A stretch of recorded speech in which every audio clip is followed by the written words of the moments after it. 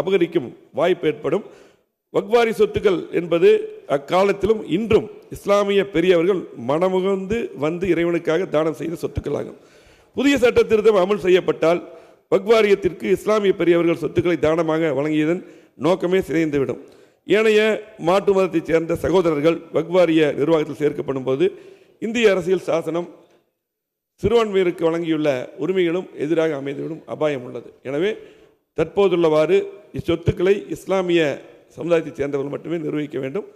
பொதுவாக சட்ட திருத்தம் என்றால் ஓரிரு திருத்தங்கள் மட்டுமே செய்யப்படும். ஆனால் வக்வாரி சட்டத்தின் அடிப்படையை மாற்றியமைக்கக்கூடிய வகையில் மத்திய அரசு சுமார் ஒரு 40க்கும் மேற்பட்ட திருத்தங்களை கொண்டு வர உத்தேசித்துள்ளதாக செய்திகள் தெரிவிக்கின்றன. நாடாளுமன்றத்தில் வக்வாரி சட்ட திருத்தத்தை அறிமுகப்படுத்தும் போது மிகப்பெரிய எதிர்ப்பினை கண்ட மத்திய அரசு உடனடியாக வக்வாரி சட்ட திருத்தத்தை ஜேபிசி என்றழைக்கப்படும் நாடாளுமன்ற கூட்டுக்குழுக்கு அமைக்கப்பட்டது. ஜேபிசி குழு மாநிலந்தோறும் இஸ்லாமிய பெரியவர்கள் அரசியல் கட்சியின் கருத்துக்களை கேட்க வருகை தந்தது.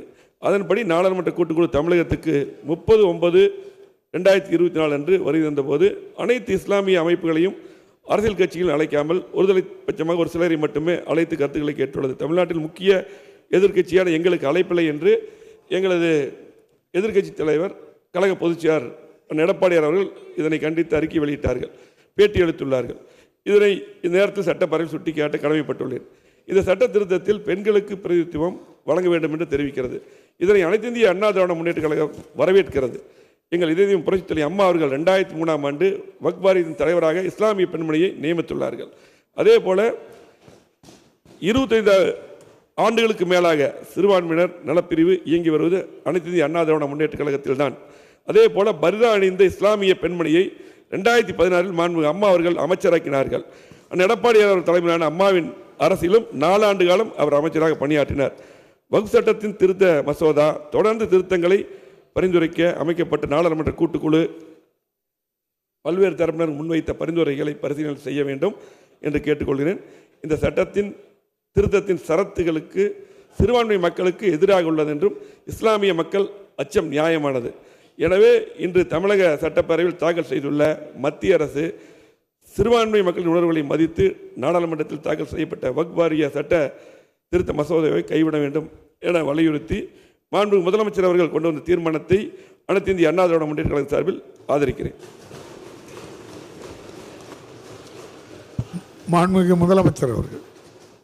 மாண்புமிகு பேரவைத் தலைவர் அவர்களே, இந்த வக்வாரிய திருத்த சட்டம் என்பதை திரும்பப் பெற வலியுறுத்தி ஒரு தீர்மானத்தை கொண்டு வந்து இங்கு எல்லா கட்சியினுடைய சார்பில் அந்தந்த கட்சியினுடைய தலைவர்கள், உறுப்பினர்கள், பிஜேபி தவிர அவர் வெளிநடப்பு செய்திருக்கிறார்கள்.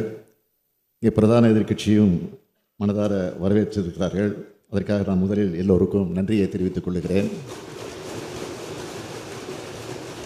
அதே நேரத்தில் பிரதான எதிர்க்கட்சியாக இருக்கக்கூடிய அதிமுகவுடன் நான் வைக்கக்கூடிய ஒரு கோரிக்கை, நேற்று முன்தினம் இதே அவையில் இருமொழி கொள்கை பிரச்சனை பற்றி பேசுகிற போது ஒன்றை சொன்னேன். எதிர்க்கட்சி தலைவர் அவர்கள் டெல்லிக்கு சென்றிருக்கிறார்கள். எனக்கு செய்தி கிடைத்திருக்கிறது, யாரை சந்திக்கப் போகிறார் இன்னும் அந்த செய்தியும் கிடைத்திருக்குன்னு சொன்னேன். ஆனால் டெல்லியில் இறங்கிய பிறகு அவர் செய்தியாளர்களை பேசுகிற போது நான் இங்கே அவையில் பேசியதை கேட்டிருக்கிறார்கள் நிருபர்கள். நான் யாரையும் சந்திக்க வரவில்லை, எந்த அரசியல் நிலையிலும் வரல, எங்களுடைய கட்சி அலுவலகத்தை பார்வையிடுவதற்காக வந்திருக்கிறேன் சொல்லிவிட்டு போனார். அதற்கு பிறகு மாலையில் பார்த்தால் ஒரு காரில் ஏறி புறப்பட்டிருக்கிறார், இன்னொரு காரில் மாறி ஏறி, இன்னொரு காரில் மாறி ஏறி உள்துறை அமைச்சரை போய் சந்தித்திருக்கிறார். சந்திக்கிட வேண்டாம் என்று சொல்ல, தவறுன்னு நான் சொல்லலை. ஆனால் அதே நேரத்தில் அங்கே போய் தமிழ்நாட்டுக்கு வேண்டிய உரிமையை நான் கேட்டிருக்கிறேன், இருமொழி கொள்கையை பற்றி கூட நான் பேசியிருக்கிறேன் என்று நிருபரத்தில் சொல்லியிருக்கிறார் சென்னையில் வந்து இறங்கிய பிறகு. அதற்காக நான் உள்ளபடிய இந்த அவையின் சார்பில் அவருக்கு நன்றி தெரிவித்துக் கொள்கிறேன். நன்றி தெரிவிக்க அதே நேரத்தில் எப்படி இருமொழி கொள்கையை பற்றி வலியுறுத்தி வந்துருக்கேன்னு சொன்னாரோ, அதேபோல் இந்த பிரச்சனையும் அடுத்த முறை டெல்லிக்கு செல்கிற போது அவர் வலியுறுத்த வேண்டும் என்ற அந்த வேண்டுகோளை வைத்து என் உரையை நிறைவு செய்கிறேன். வணக்கம். மாண்புமிகு முதலமைச்சர் அவர்களின் தீர்மானம் பேரவையின் முடிவுக்கு விடப்படுகிறது. ஏற்போர் ஆமன்க, மறுப்போர் இல்லை என்க. மறுப்போரே இல்லை என்று கருதுகிறேன். மறுப்போரே இல்லை. தீர்மானம் ஒருமனதாக நிறைவேறியது. 2025-26ஆம் ஆண்டுக்கான மானிய கோரிக்கையின் மீது விவாதமும் வாக்கெடுப்போம். வக்ஃபு சட்ட திருத்த மசோதாவுக்கு எதிரான தனி தீர்மானத்தை முதலமைச்சர் மு.க.ஸ்டாலின் சட்டப்பேரவையில் முன்மொழிந்தார். இதற்கு அதிமுக தரப்பில் தங்களது ஆதரவை தெரிவித்திருக்கிறது. பாஜக இதற்கு வெளிநடப்பு செய்த நிலையில் அதிமுக தங்களது ஆதரவை தெரிவித்திருக்கின்றனர். நேற்றைக்கு உடல்நலக்குறைவோடு பேரவைக்கு வருகை தந்திருந்தார்.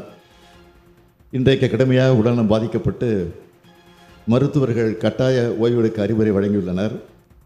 எனவே நான் மானிய கோரிக்கையை நான் இங்கே முன்வைக்க கடமைப்பட்டிருக்கிறேன்.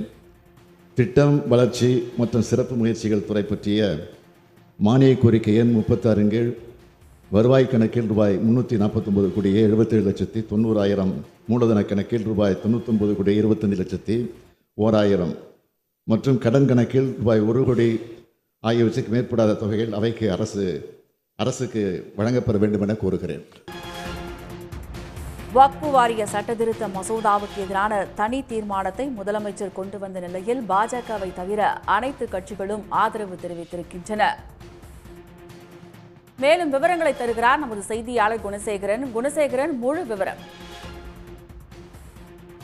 ஒன்றிய அரசு கொண்டு வரக்கூடிய இந்த வக்ஃபு சட்ட திருத்த மசோதாவிற்கு எதிர்ப்பு தெரிவித்து இன்றைய தினம் அரசின் கவன ஈர்ப்பு தீர்மானமானது இன்றைய தினம் முதலமைச்சர் கொண்டு வந்திருந்தார். அந்த தீர்மானத்தை முதலமைச்சர் பேசும் பொழுது, கூட்டுக்குழுவில் எங்களது நாடாளுமன்ற உறுப்பினர்களை நாடாளுமன்றத்தில் பேச அனுமதிக்க ஒன்றிய அரசு விடவில்லை எனவும், அதே போன்று நாம் கொண்டு வந்திருக்கக்கூடிய இந்த தீர்மானத்தில் பல்வேறு விஷயங்கள் ஒன்றிய அரசின் சார்பில் பல்வேறு திருத்தங்கள் மேற்கொள்ளப்பட இருப்பதாகவும், இதன் காரணமாக இஸ்லாமிய சிறுபான்மையினர் மக்களை மிகுந்த ஒரு பாதிப்புக்கு உள்ளாக்கும் எனவும் முதலமைச்சர் சட்டமன்றத்தில் தெரிவித்திருக்கிறார். அதே போன்று இந்த நாடாளுமன்ற கூட்டுக்குழுவில் எங்களது பிரதிநிதிகள் ராசா மற்றும் அப்துல்லாவை பேச அனுமதிக்கவே இல்லை. அதே போன்று சட்டப்பேரவையில் ஜனநாயகம் உள்ளது போலவே நாடாளுமன்றத்திலும் உறுப்பினர்களை பேச அனுமதிக்க வேண்டும். அதே போன்று இந்த வக்ஃபு வாரிய அந்த மசோதாவில் பல்வேறு திருத்தங்கள் மேற்கொள்ள ஒன்றிய அரசு முயற்சிக்கிறது. அதிலும் குறிப்பாக ஒன்றிய அரசு கொண்டு வரக்கூடிய இந்த திருத்தத்தின் மூலமாக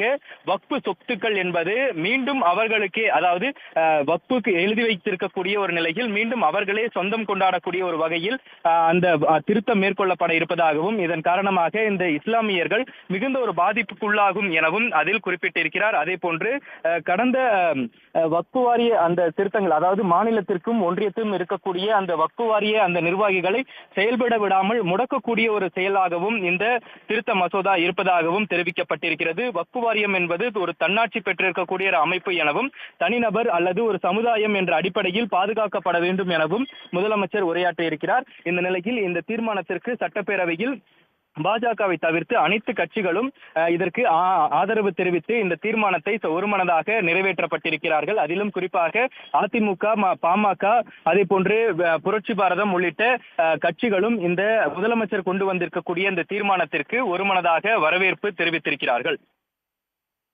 குணசேகரன், முதலமைச்சர் கொண்டு வந்து இருக்கக்கூடிய இந்த தனி தீர்மானத்துக்கு அதிமுக தரப்பிலும் ஆதரவு தெரிவிக்கப்பட்டிருக்கிறது. என்னென்ன விஷயங்கள் கூறி இந்த ஆதரவை தெரிவித்திருக்கிறார்கள், அது பற்றிய தகவல்.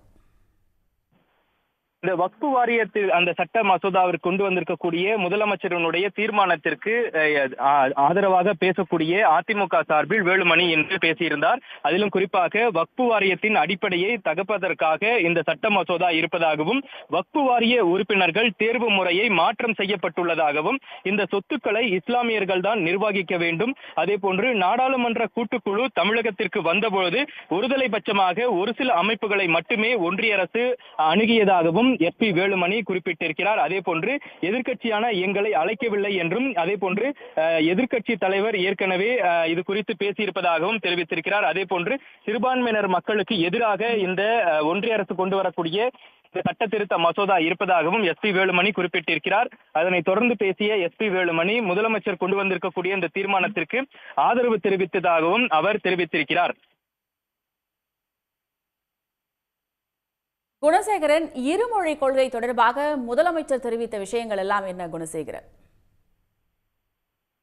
அதாவது எஸ்பி வேலுமணியை தொடர்ந்து அவர் பேசிய பிறகு அதற்கு பதிலளித்திருக்கக்கூடிய முதலமைச்சர் பாஜக வெளிநடப்பு செய்திருக்கிறது, அதிமுக வரவேற்றுள்ளது, அதற்கு எனது நன்றி எனவும், அதே நேரத்தில் அதிமுகவினர் கோரிக்கை என்னவென்றால் அதிமுகவினருக்கு முதலமைச்சர் ஒரு கோரிக்கையும் வைத்திருக்கிறார். அதில் எதிர்க்கட்சி தலைவர் டெல்லி சென்றிருந்த போது குறித்து பேசிய அவர், என்னுடைய கட்சி அலுவலகத்தை மட்டுமே பார்வையிட செல்வதாக எடப்பாடி பழனிசாமி கூறி கார்களை மாறி மாறி சென்றிருந்ததாகவும் அதை முதலமைச்சர் சட்டப்பேரவையில் பதிவு செய்திருக்கிறார். அதே போன்று கார்களை மாறி மாறி ஏறி உள்துறை அமைச்சரை சந்தித்துள்ளார். அதில் தவறில்லை. அங்கு போய் தமிழகத்திற்கு வேண்டிய உரிமைகளை கேட்டதாக எடப்பாடி பழனிசாமி கூறுவது, அதற்காக நன்றி எனையும் முதலமைச்சர் தெரிவித்தார். ஆனால் அந்த நேரத்தில் இருமொழி கொள்கை போலவே அடுத்த முறை டெல்லி செல்லும் போது இந்த சட்ட திருத்த மசோதா, அதாவது வக்ஃபு வாரிய இந்த சட்ட திருத்தத்திற்கான அந்த மசோதாவினை எதிர்ப்பு தெரிவிப்பதற்கான அந்த பிரச்சனையையும் வலியுறுத்த வேண்டும் எனவும் முதலமைச்சர் தெரிவித்திருக்கிறார். அதே போன்று அமித்ஷாவை